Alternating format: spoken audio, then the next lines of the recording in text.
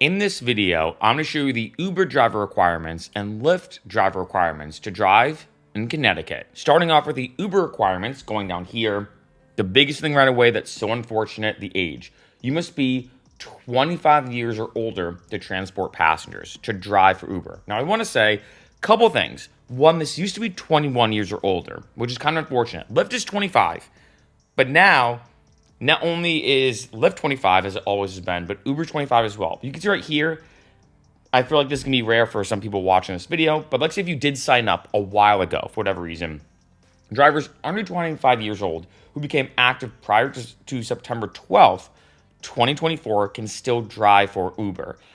It is unfortunate they bumped it up to 25 to kind of match with Lyft. I will say this, if let's say you're looking for a gig economy type job, you're looking for something similar to Uber where you can sign up, work when you want, how you want, the flexible schedule, all that kind of stuff.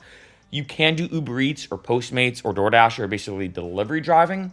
When it comes to rideshare driving specifically, you have to wait until you're 25 or older. Kind of unfortunate. You need at least 1 year of licensed driving experience in the US, 3 years if you're under 25. I don't know why they say that now. I mean, I guess if you signed up before, but basically you need at least 1 year of driving experience. You need an in-state license and an eligible four-door vehicle. When you go to sign up, you're going to need the driver's license, of course, proof of residency, proof of vehicle insurance, and also make sure you have rideshare insurance. I will talk about that a bit later in this video, and then a photo. Now, one thing I do want to say is this. After signing up, you can complete a screening online. It's going to review your driving history and criminal history. So first off, it's going to do a background check as we think of it, like a typical criminal background check. But they will also do a driving history background check.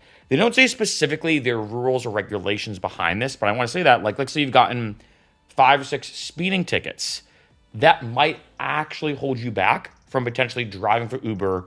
Just something to keep in mind. Now going to the Lyft requirements. Starting off right here, when it comes to the vehicle, it needs to be 2013 or newer, 4 doors, 5 to 8 seats, including the drivers, of course, not a taxi, stretch limousine, or non-express drive rental vehicle, not titled as salvage, non-repairable, rebuilt, or any other equivalent classification.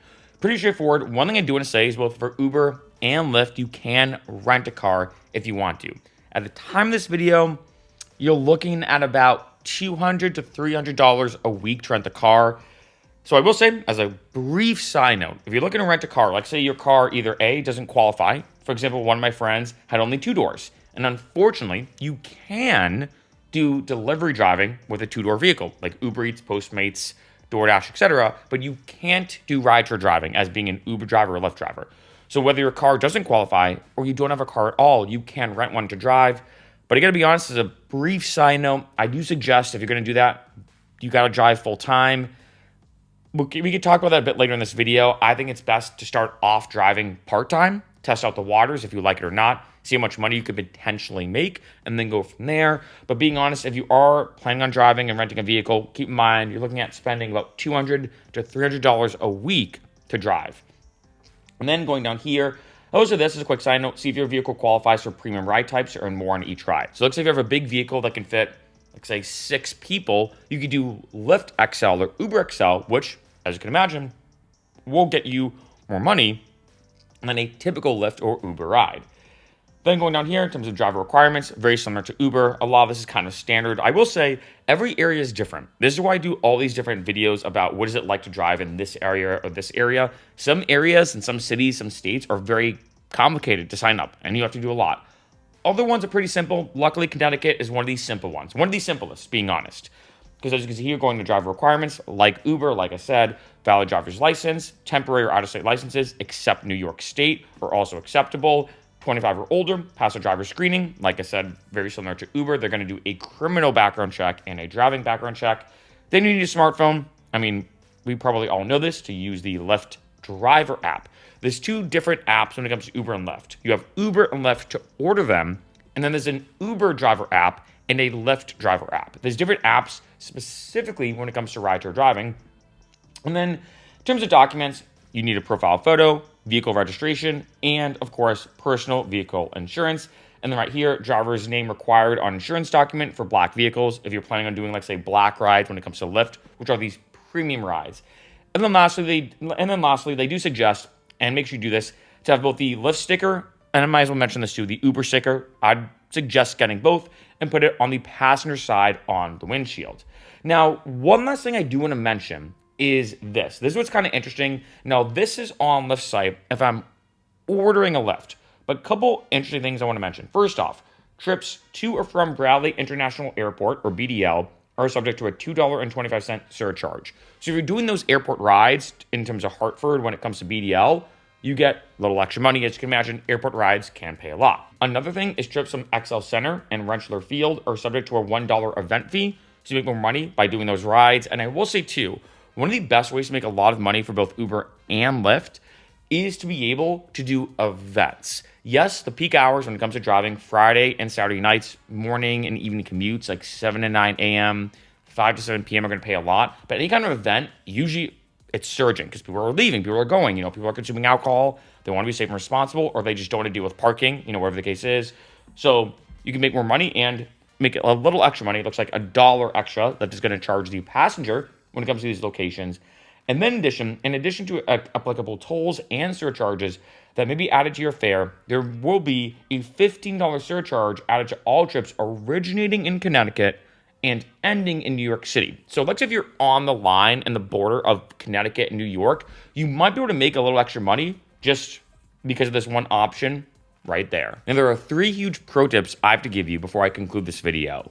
1, make sure you get the sign-on bonus for both Uber and Lyft. You can get it for both. They're 2 separate apps.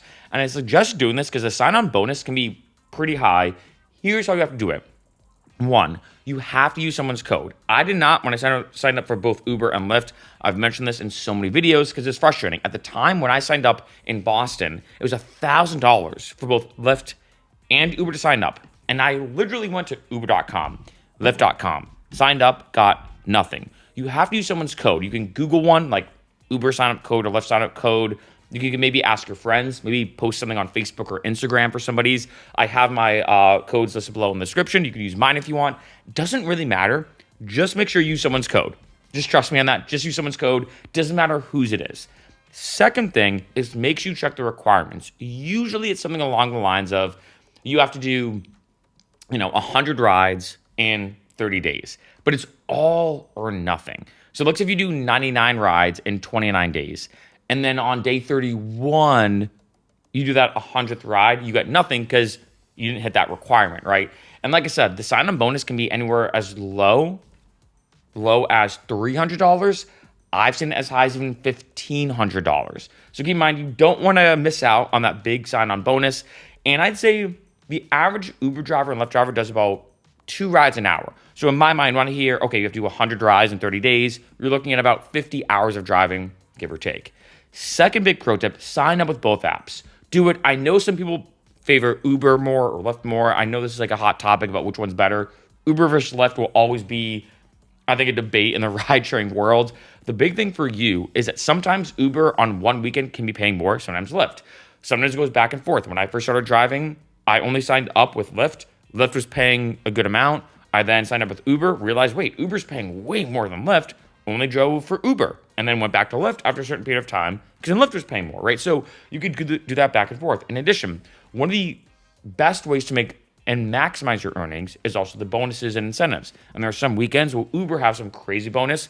Some weekends, Lyft will have a crazy bonus. So you want to make sure you sign up with both apps to get the best of both worlds. In addition, you never know. A big issue right now, and this has been a hot topic, is something called deactivation, where let's say a passenger makes something up about you, files a complaint towards you, whether they're right or wrong, Lyft or Uber might deactivate your account saying, hey, well, we want to investigate this. And this happens, unfortunately, more than you think. Like, let's say you get into a dispute with a passenger, and they contact Lyft and they say, hey, my driver was drunk, I think. And then Lyft says, oh, shoot, well, we don't want a drunk driver driving for Lyft, of course, and that does happen. There have been drivers being caught who've been driving drunk for Lyft, which is, of course, not what you should be doing in general.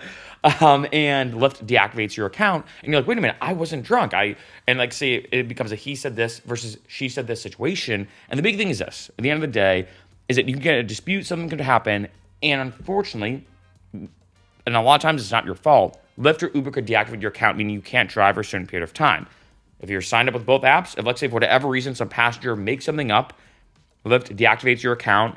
They go through this whole process of you explaining your side of the story and they're investigating it. You could still drive for Uber, right? So regardless of the situation, whether it's a money thing, a deactivation thing, the bonuses, incentives, just sign up with both apps. Remember, it's free and there's also no quota, right? It's not like Lyft says, hey, you have to do one ride a month to stay with us. No, you could do 100 rides in a month with Lyft, not do a ride for a year, and then just start driving. Pretty awesome. And then number 3, people want to know, what should I have in my car? Like, besides these on paper requirements, what are the other things that are not required by law or by the fine print, but that you really do need to have them? 1, rideshare insurance. Just have it. Honestly, just it's a huge thing. The last thing you want to do, excuse me, is get into an accident and your insurance doesn't cover you, whatever. You want to make sure you're covered just in case. The more that you're on the road, statistically speaking, the more likely you are to get into an accident, even if it's not your fault. So keep that in mind. Second thing is I do suggest having a dash cam. I look at a dash cam very similar to insurance where hopefully you never have to use it, but it's there just in case. And this is huge. If, let's say, you get into an accident and it's not your fault, you have the footage outside your vehicle, but also get a two-way one that also films inside your vehicle. Again, it is very rare, but you never know, where there's been stories, and we've probably seen these viral videos even of, like, say, passengers attacking their Lyft or Uber driver. Again, very rare. Or let's say there's one video that went viral of these girls who stole all the tip money from the driver, right? All these different instances can happen where, again, you never know, and the dash cam is there just in case. Third thing, what are the other things that you need? Being honest, I'm going to say an aux cord, phone charger, and phone mount. Those 3. Aux cord, I know everyone uses Bluetooth now and it's kind of common, but it's just kind of a hassle. It's way easier to just pass the aux cord back, especially on Friday and Saturday nights. People want to hear the music that they want to hear when they're going out to the club, the bar, whatever. Another thing is a phone charger. Your phone's going to die pretty quick. So I also suggest, as another big pro tip on top of this, or pro tipception, like a pro tip of a pro tip, have one of those maybe ports in your car that has 2 different cords. So you have one that's always charging your phone, one that's there just for passengers in case they need it. And then the third thing is I really do suggest a phone mount. I'm so surprised people don't have these because I feel like everybody, even if you're not driving for Uber and Lyft, uses your phone as their GPS. So make sure for phone mount, it still blows my mind when I get in Uber or Lyft and the driver does this head bob motion, holding your phone like this. And that's so unsafe. It's probably frustrating and annoying too. Just get a phone mount. You can get one on Amazon for $10. I think the one that I used was $15. I've even seen some at the dollar store for, of course, $1. So just get a phone mount. It's going to make your life way easier.